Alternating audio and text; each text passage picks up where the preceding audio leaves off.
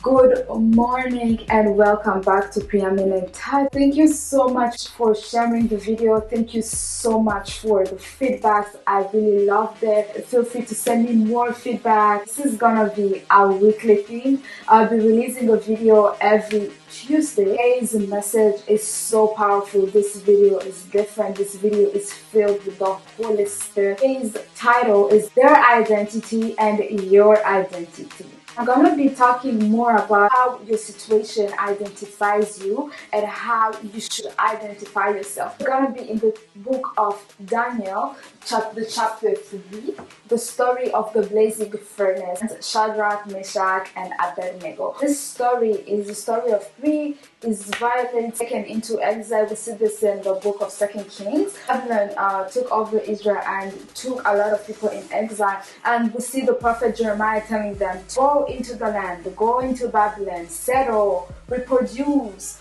and live with them, but pray for the nation. So when they got into Babylon, told them the way of living, the way they clothed, they even changed their names. Basically, started identifying them as Babylonians and not as Israelites. So the first thing the devil does when you're in a tough situation is giving you a title based on the situation you're in. When your financial situation is not going well in a season, the devil will come and tell you, you're poor. And basically when he tells you that, you start repeating it and believing it and saying, I'm poor. You should not do repetition of what the devil tells you, what your situation tells you. When you believe in that, that's where the issue comes. Shadrach's name originally is Hananiah, meaning Yahweh is gracious. Meshach's name is Mishael, meaning as God is. And Abednego's name was Azariah, meaning Yahweh has helped. A lot of time whenever we're in a situation, you're gonna find yourself wanting to identify yourself as your situation. And I don't have the authority, I'm powerless to take care of this matter. Whenever you're going into a tough situation, you're like, this is my life, I can't give birth, that's it, that's me, I am sick. Our identities are found in Christ. The word in Christ is mentioned 140 times in the Bible. There are a lot of times you do stuff, you feel shameful, you're like, I'm not gonna go back to God. When every situation calls you shameful, this is what God says in John chapter 3, verse 17. For God did not send his Son into the world to condemn the world, but to save the world through him. God is not here to label you shameful.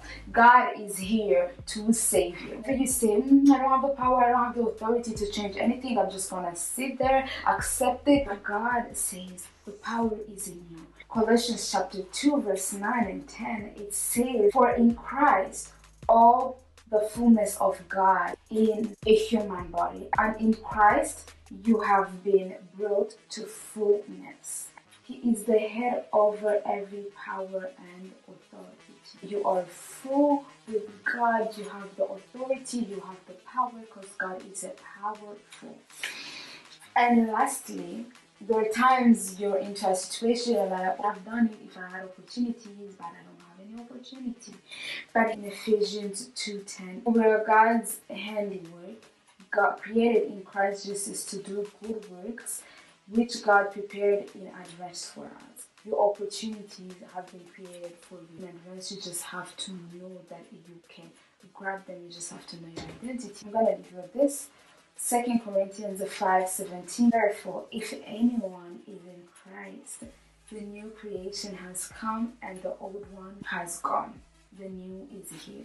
Brethren, the new creation is here. New identity is here. You are not forsaken.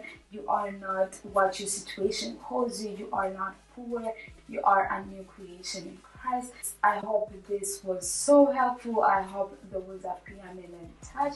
I pray that today you find your true identity in Christ. And I'll see you next week on Tuesday. Thank you so much and have a great one.